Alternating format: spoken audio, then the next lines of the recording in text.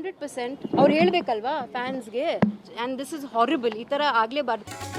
Darshan fans ವಿರುದ್ಧ ರಮ್ಯಾ ಕೋತ ಬ್ಯಾಡ್ message ಕಳಿಸಿದ 43 insta ಖಾತೆ ಮೇಲೆ ಎಫ್ಐಆರ್. ಫ್ಯಾನ್ಸ್ಗೆ ಬುದ್ಧಿ ಹೇಳುವಂತೆ ದಾಸನ ಮೇಲೂ ಗರಂ. ಪದ್ಮಾವತಿ ಹೋರಾಟಕ್ಕೆ ದೊಡ್ಡಮನೆ ಬೆಂಬಲ, ಮೋಹಕ ತಾರೆಗೆ ಮಹಿಳಾ ಆಯೋಗವು ಸಾಥ್. ವಿವಾದದಿಂದ ಅಂತರ ಕಾಯ್ದುಕೊಂಡ ಫಿಲ್ಮ್ ಚೇಂಬರ್.